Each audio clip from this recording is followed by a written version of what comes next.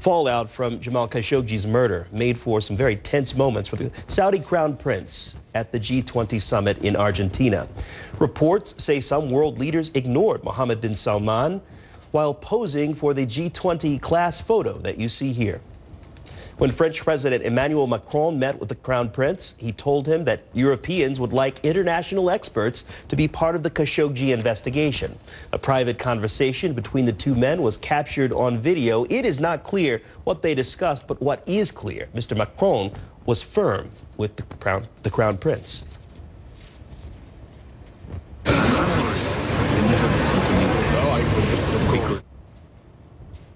Bin Salman got a much warmer reception from the Russian President Vladimir Putin, as you see here. The two men even sharing what amounted to a high five at the summit. The U.S. President Donald Trump is tweeting about the G20 and new results of his meeting with the Chinese President Xi Jinping. The leaders of the world's two biggest economies agreed to a temporary truce in their trade war for at least the next 90 days.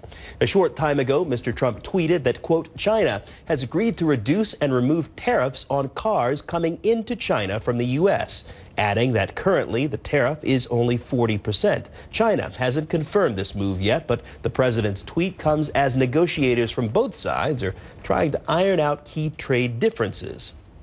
Let's go live to Beijing. CNN's Stephen Zhang following the story for us. And Stephen, the president here tweeting as negotiations continue. Is this kind of part of negotiations? And has there been any reaction there in China? Well, George, no official reaction so far, and the Chinese officials may choose not to respond at all. It's probably a wise move considering how quickly the U.S. president may change his mind. But this tweet is very typical of Mr. Trump, boasting an achievement without offering much clarity or details.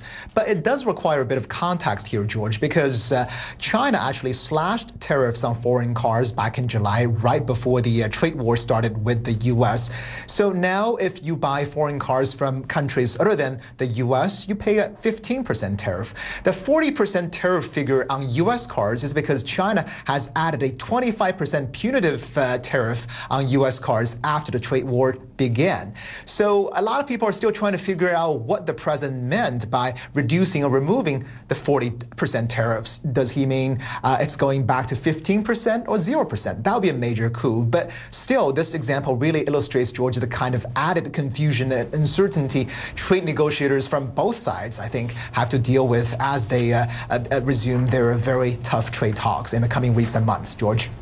Stephen, so let's talk about what we do know, because certainly there are questions from what the president tweeted, but we do know that the United States has agreed to essentially put tariffs on ice for a moment, and that China plans to buy more goods and services from the United States. So the question to you, how much pressure does this take off of these two economies, even at least temporarily? I think if you look at the markets here, they have responded very positively. The numbers are significantly up in both Shanghai and Shenzhen. I think in Shanghai, the closing number is up more than 2.5%. So that's a very, very good piece of information or news for investors. And it also gave breathing room for consumers around the world, American farmers, as well as Chinese manufacturers. But here is the key going forward. That is these 90-day negotiation period. That is because these talks are going to focus on the core demands from Mr. Trump. That is, China not only has to buy more from the U.S., it also has to change its economic structure and stop using unfair trade practices. And these are the points long resisted by President Xi and his government. So now it's still a little difficult to envision they reach a mutually agreeable permanent solution on this thorny issue. But at least the two sides are sitting down again to talk. Maybe they're buying more time, but in the short run, I think a lot of people are breathing a sigh of relief, George. All right, a temporary truce. Stephen Zhang, thank you again for the reporting. Qatar has just announced that it will withdraw from OPEC, the Organization of Petroleum Exporting Countries, on January 1st of next year. Our Anna Stewart is following this story live for us in our London bureau. Anna, Qatar, not exactly a major player in OPEC, but it does come at a time when that organization is under pressure to increase its production. Have a look at oil prices today, George, because you'll see that they are much, much higher, both crude and WTI, up 4-5% there. Now, a lot of this actually isn't to do with this news, because although Qatar pulling out OPEC, and it's been a member since 1961, is big news politically, it's actually not, as you said, a big player in oil. And actually this news, very interestingly, comes out of the G20 over the weekend, which is where we saw Saudi Arabia and Russia look set to continue to collaborate to reduce oil on the market. So that's why we're seeing a big oil move today. This news, however, is very interesting politically. And this news came out as something of a surprise, I'd say, today. And the top line from the Qatari press conference we had and from the tweets we got out today was that Qatar wants to focus more on natural gas, which, of course, is its much bigger market. So you point out not exactly economically as important within that bloc, but politically and symbolically. What does this mean, especially with regards to the tensions, Anna, between Saudi and Qatar?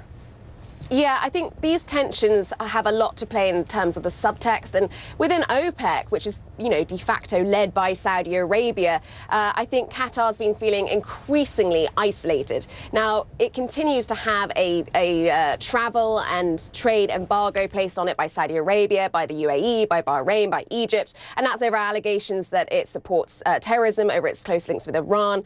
So that continues to filter through. And in addition, you have a non-OPEC player like Russia playing into the mix, having a much, much bigger say and control within OPEC as well. So you can see it in that move.